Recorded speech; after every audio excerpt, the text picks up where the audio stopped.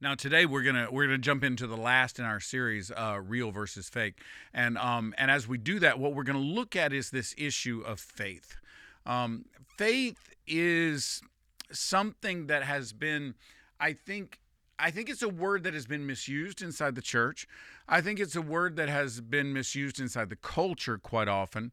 And I think it's something we need to kind of come to grips with as in terms of understanding real faith versus a fake faith. Because sometimes, well, let's just jump into it. We'll get into it as we go through the story. We're going to be in 1 Samuel. 1 Samuel, we're going to be in chapter 17. We're going to look at we're going to look into the life of a young King David. He's not king yet. He's still a shepherd.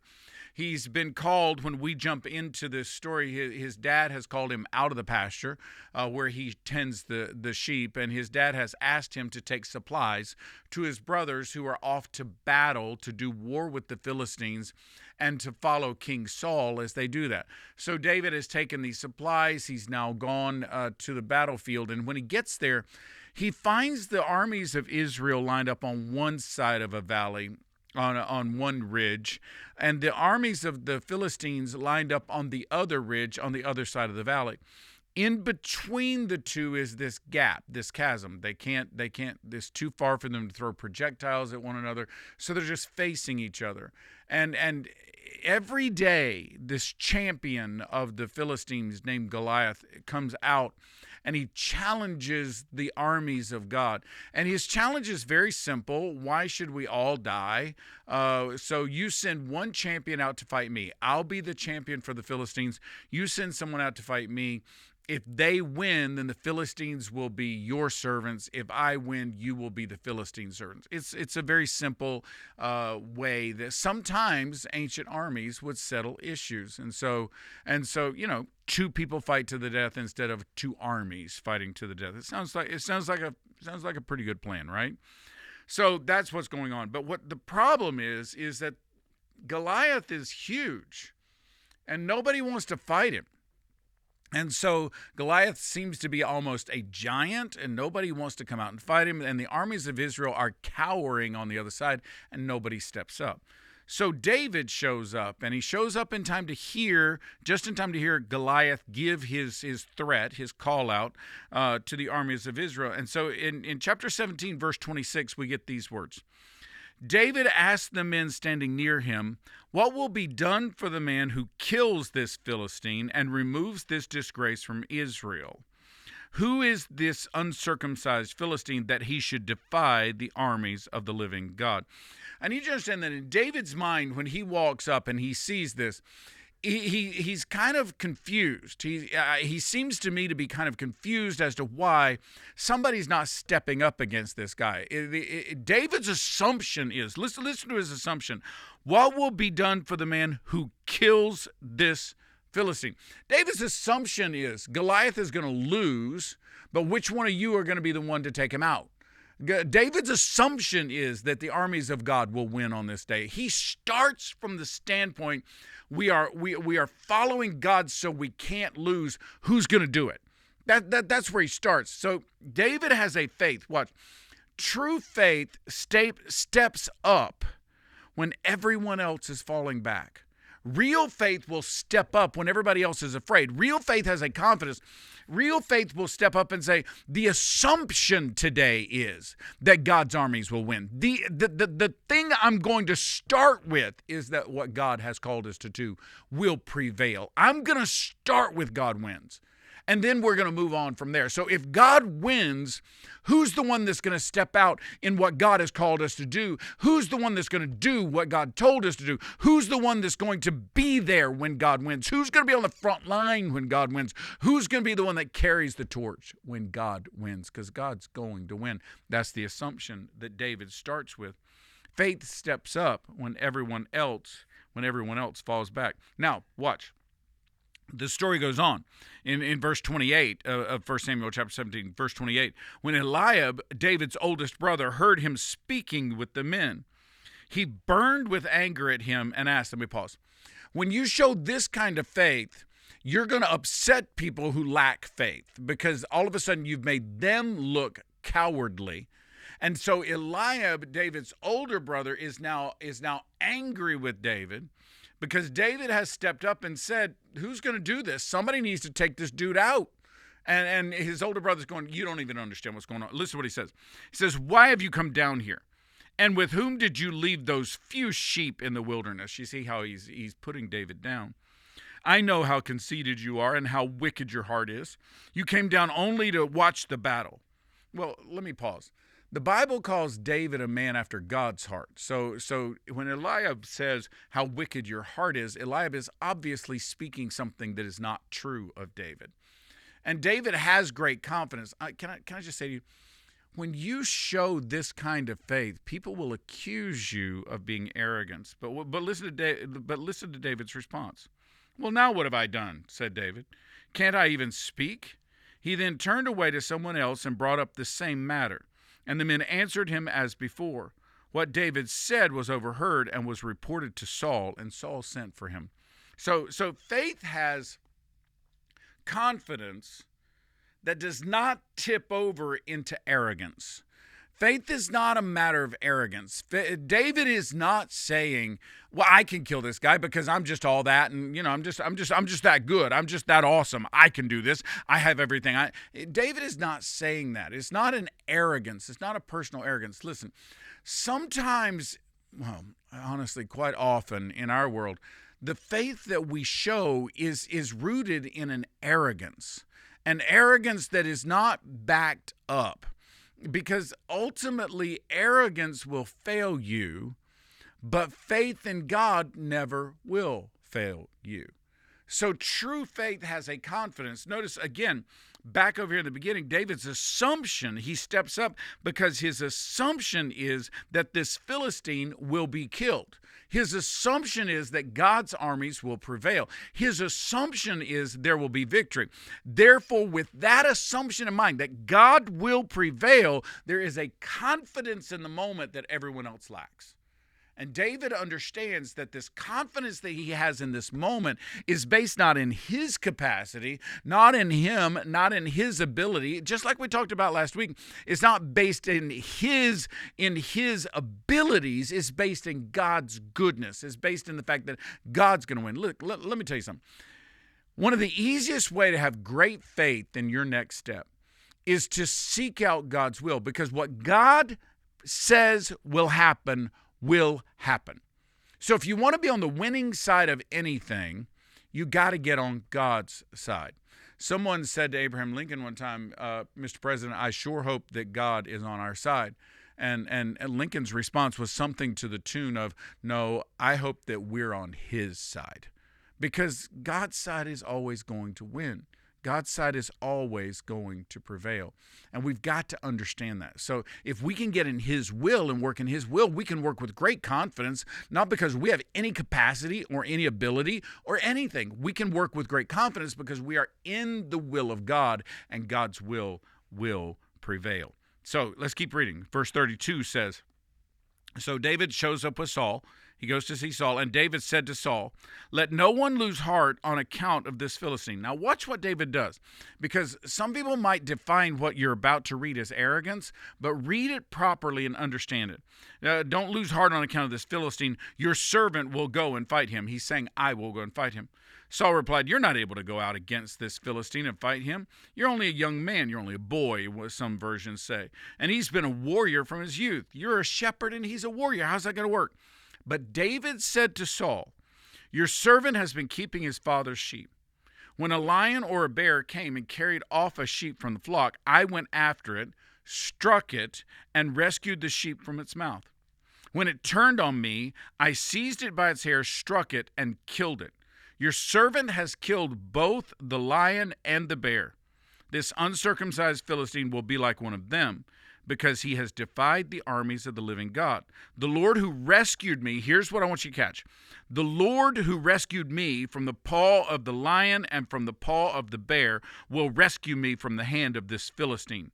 So Saul said to David, go, and the Lord be with you.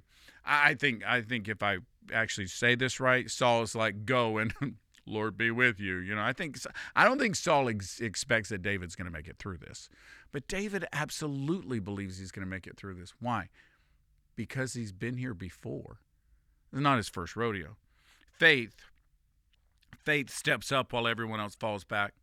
Faith has confidence without arrogance because faith remembers deliverance.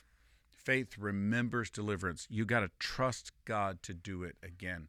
What I think we've got to understand here is that David, this is not the first time David's been in a situation like this. He's faced a lion. He's faced a bear. He has overcome obstacles already that would take most people out. And God, he knew every time that God delivered him from that. Notice he gives God the credit for overcoming it. Contrast this to last week's sermon where we talked about Samson, where Samson gave his own strength the credit for getting him through things. David doesn't do that. David gives God the credit for getting him through these things. And when God has delivered him in the past, that gives him the faith and confidence that God will deliver him in the future. Understand, put it all together. Watch all this happen. Faith steps up. Why? Because it assumes God will win. Faith has confidence. Why? Because in the assumption that God will win and knowing we're in God's will, we have confidence that we are going to see the right outcome. That then allows us to remember the times that God delivered us before and trust that he's going to do it again. The more you go through this, the more you will understand that if God delivered you then, God is the same God now and he will deliver you now. I often say this to people. I've never really worried a lot about the finances of the church. And we've done an awful lot of things financially that are frightening, that are over the top, that would terrify most people. But I've never really worried about that. You say, well, why? And the answer is very simple. Tina and I first got married. Robert was born before we got out of college, and so we're in school. We had no insurance. We had nothing. How are we going to make it through this? Tina cried for 45 minutes when she found out she was pregnant with Robert, and so obviously we had not planned that, and so because we didn't have insurance, we didn't have anything. It's going to mess everything up. God began to step in and take care of everything. I have told this story before, but I'll tell it my whole life. I can remember multiple days where I walked into the house. I never said this to Tina. I never said it to anybody else. But I would open the refrigerator and there wasn't enough food to get us through another day. And I wasn't exactly sure how we were going to make it. And God would say to me, go check the mail. And I remember one in particular day that I checked the mail, and there was a letter in there from my district superintendent. And the letter said, someone gave this to me and asked me to give it to you, but they don't want you to know who it came from. So I'm writing you this check, but it's not from me. It's from someone who believes in you. And that was all it said. And it came on the day I had opened the refrigerator and said, I don't have any food. God delivered financially on that day. And because God delivered in that moment, I watched him then do it again. I had another day that Tina and I were headed off to college, and a guy in the church who I knew didn't have money handed me a $20 bill and said, here, God told me to give you this. And I said, Jerry, you don't need to give me this. You need this as much as I do. He said, I know, but God told me to give it to you. And I argued with him, and he said, don't steal my blessing. And I said, okay, fine. And I took the $20 and I stuck it in my pocket and didn't think about it. On the way up the road, our car broke down. We couldn't get it out of, we dropped into a ditch, and we couldn't get the car out of the ditch, and it's raining, it's pouring down rain, it's going up a mountain, and some lady finally stopped. It wasn't common to have a cell phone at the time, but she had one in her car, and she called a tow truck for us. The tow truck came, he pulled us out, and I said, how much do I owe you? And because I didn't have much money, and he said $20. And I just stood there. I almost cried, and I reached in my pocket and I grabbed that $20 that Jerry had just given me at church just a few hours before, and I handed it to the driver and I said, I guess this is yours. And from that moment on, I've never worried about. Why? Because I know he did it before. I know he'll do it again. And because God took care of a $20 problem, because God took care of no food in my refrigerator, I was able to have faith when we had to take a $6 million gamble at the church one time. And God came through again. You know, it's the small things. It's when God delivers you in the small things that prepare you for when you face a giant. And that's why this works. It's not arrogance. It's not I can do this. It's I've seen God do this before, and he's going to do it again. And man, it's going to be cool to watch him do it this time. You see how the attitude changes? Instead of fear, there's this faith. And so God begins to move. Watch. Faith steps up because you know God's going to win. Faith has confidence because you know God called you to it. Faith remembers deliverance. And in the end, in verse 41, meanwhile, the Philistine, with his shield bearer in front of him, kept coming closer to David. He looked David over and saw that he was a little more than a boy, glowing with health and handsome, and he despised him. Why? Because Goliath, glowing with health and handsome would not be the way you described Goliath. And so he despised him. And he said to David, am I a dog that you come at me with sticks?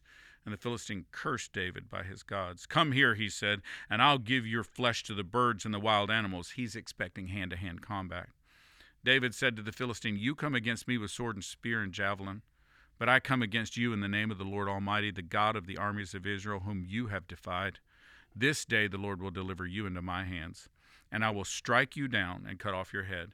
This very day I will give the carcasses of the Philistine army to the birds and the wild animals, and the whole world will know that there is a God in Israel. All those gathered here will know that it is not by sword or spear that the Lord saves, for the battle is the Lord's, and he will give all of you into our hands. Faith speaks truth, and that means believing before seeing.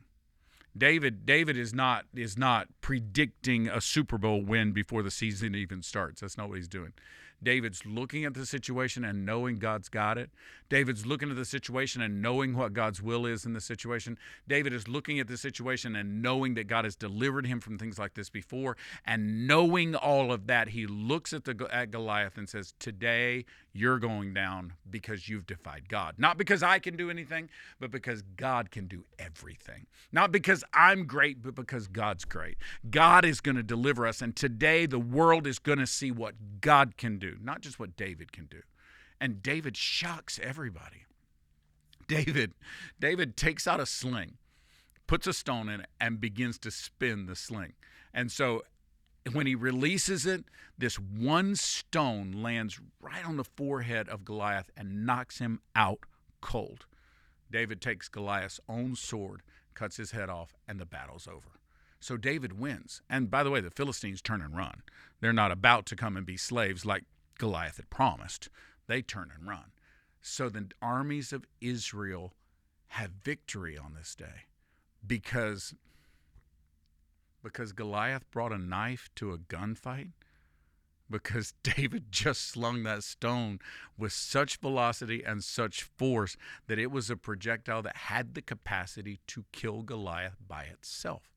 The truth is, God on this day had this taken care of from the beginning.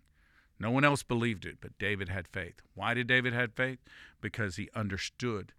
He understood what God's will was, and he knew that they could not defy the God of Israel. He had faith because he was not having confidence in his own ability, not in arrogance, a faith in God. He had faith because he knew what God had already done before. And he had faith on this day because he believed what was going to happen before he even saw it. Listen, I don't want anybody jumping off the edge of faith and saying, I believe something because I want to believe it. If you're believing in your vision and your dream and your capacity and your ability, if you're believing in your call, that's not good enough. It's got to be God's call. You've got to be very careful that you're in the center of God's will in these moments. But when you are, have faith. Because the same God that did it before, the same God that brought down Goliath with one stone, will take care of the problem in front of you as well. You can trust him, but you've got to choose to. Pray with me. Holy Spirit, first and foremost today, I ask that you would give us your will. Let us understand what you want in our lives. Let us understand what you want to see happen, because your will is what's going to prevail. So, Lord, I pray that you would just show us your will. Let us seek out your will more than our desire. Let us seek out your will. Instead of our desire, let us seek out your will. But when we find it, Lord, let us stand in a confidence that is not arrogant. Let us stand, Lord, in a belief that is based in the fact you've delivered before and you will do it again. And Lord, let us declare your will. Even before we see it happen, let us declare your will, knowing that you will bring it to pass. Give us, Lord, real faith, and we will give you praise. In your name we pray. Amen. So today I want to invite you to join us for our next sermon series. It's going to be called Our Life Examined, and it's a great series to follow up this real versus fake series that we've just been through. Because honestly, what we've got to do in order to have a real faith, in order to have a real character, in order to be real in the world around us, is we've got to examine where our life is. So what we want to talk about is the disciplines that are necessary to really take a good hard look at our lives and to just become better at what God's called us to do. So I want to encourage you to join us for the next few weeks as we take a look at our lives examined.